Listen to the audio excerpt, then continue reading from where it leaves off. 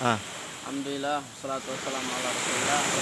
Sabri wa yassir li amri wa hlul 'uqdatam min lisani yafqahu qawli. Saya mohon doa dari teman-teman semuanya, partisipan, simpatisan.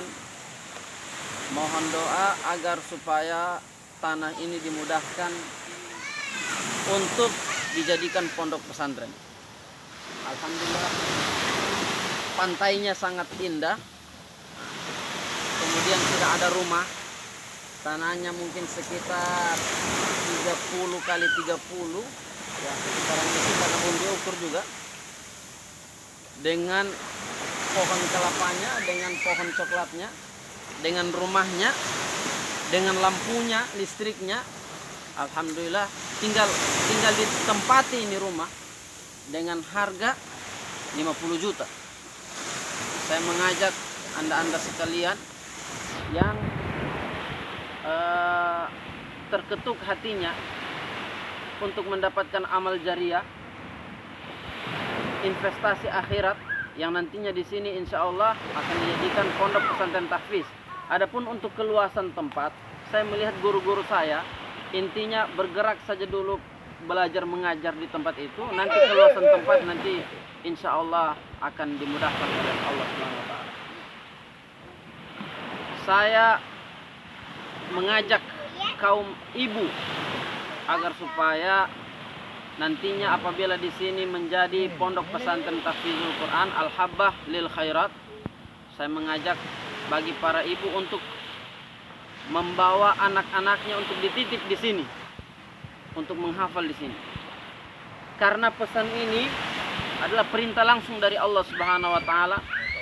Di dalam surah Al-Qasas ayat ke-6 Allah Subhanahu wa Ta'ala berfirman, wa auhayna ila ummi Musa an ardi'i fa idza khifti 'alaihi fa alqihi fil yammi wa la takhafi wa la tahzani inna raduhu ilayka wa ja'iluhu minal mursalin.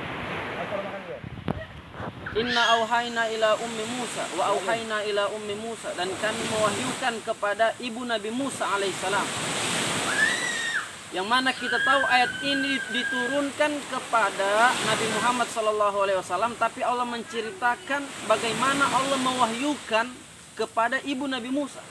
Yang mana kita tahu ayat Al-Quran ini, apabila Allah memberikan satu nasihat atau perintah kepada seseorang tertentu, itu bukan berarti hukum itu hanya untuk dia semata, tapi untuk seluruh umat manusia.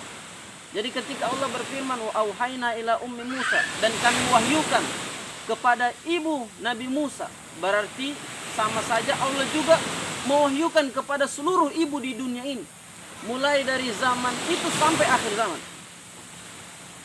An ardi'i, hendaklah para ibu itu untuk menyusui anaknya. Jadi itu pesan Allah pertama kepada kaum ibu. Kalau ingin anak itu cerdas, kalau ingin anak itu bermanfaat, maka yang paling langkah pertama dilakukan untuk menyusui anak itu. Tentunya disusui yang mana ibunya tidak memakan makanan haram atau makanan yang hasil dari hal-hal ribawi.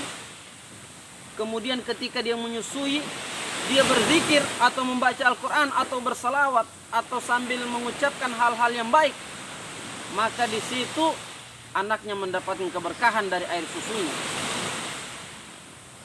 Ini langkah pertama untuk menjadikan seorang anak menjadi ulama besar.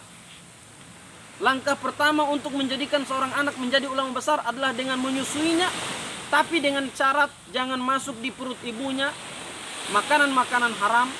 Kemudian ketika sementara menyusui tidak boleh mengucapkan kalimat-kalimat yang buruk, tapi mengucapkan kalimat-kalimat yang baik atau berzikir kepada Allah Subhanahu wa Ta'ala. Ini langkah pertama untuk menjadikan seorang anak sebagai ulama besar atau anak yang bermanfaat nantinya. Saya lanjut ayatnya. Fa idza khifti 'alaihi, dan apabila wahai para ibu, apabila kamu takut kepada anakmu, apabila kalian khawatir kepada anakmu, apabila kalian khawatir, kalau ayat ini konteksnya turun kepada ibu Nabi Musa, apabila kamu takut nanti anakmu dibunuh oleh Fir'aun, yang mana pada zaman itu semua anak laki-laki akan dibunuh oleh Fir'aun. fa'alqihi fil yam, maka buang anak itu ke sungai. Falyulqihil yammu fa'alqihi fil yam. Wala takhafi wala tahzani, dan tidak perlu takut dan tidak perlu bersedih. Nah, apabila para ibu di dunia ini khawatir nanti anaknya ini akan melakukan hal-hal yang sangat memprihatinkan, apabila semua ibu-ibu di dunia ini khawatir nanti anaknya ini mengikuti pergaulan bebas, porno aksi, pornografi, pacaran, narkoba, obat-obatan, minuman keras, perjudian. Apabila para ibu di dunia ini khawatir akan terjadi hal itu terhadap anaknya, fa'alqihi fil yam, maka buanglah anak itu ke sungai, yang nantinya ia akan dibawa oleh arus sungai menuju ke lautan yang luas. Sungguh yang dimaksud air sungai di sini adalah seseorang yang akan mengantarkannya kepada lautan yang luas, yaitu para ulama, atau bisa disebut dengan bahasa di zaman sekarang adalah pondok-pondok pesantren. Karena para ulama berada di pondok pesantren yang siap untuk dititipi anak Anda di situ.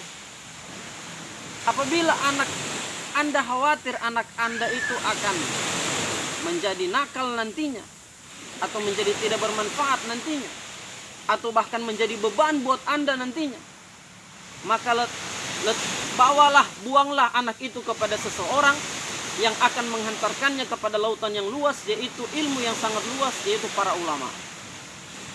Wala takhafi wala tahzani, dan kamu tidak perlu takut dan tidak perlu bersedih. Tidak perlu takut bagaimana anakku di pesantren, makan apa anakku di pesantren, bagaimana pakaian anakku di pesantren, bagaimana kondisinya di sana, nanti dia dipukul, bagaimana nanti pakaiannya hilang di sana. Tidak perlu khawatir dan tidak perlu takut.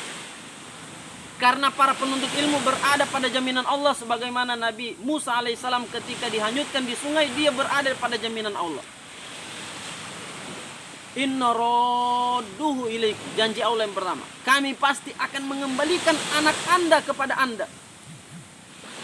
Wa ja'iluhu minal mursalin, dan kami jadikan dia sebagai utusan kami, atau bisa disebut sebagai dai yang akan mengajak umat manusia, akan mengajak semua lembaga, semua partai, akan mengajak semua lembaga tertentu, kelompok tertentu kepada Allah Subhanahu wa taala. Bukan mengajak manusia kepada golongan tertentu, kepada lembaga tertentu, kepada partai tertentu, kepada kelompok tertentu, tapi mengajak semua kelompok, mengajak semua lembaga, mengajak semua partai menuju kepada lillah walir rasul.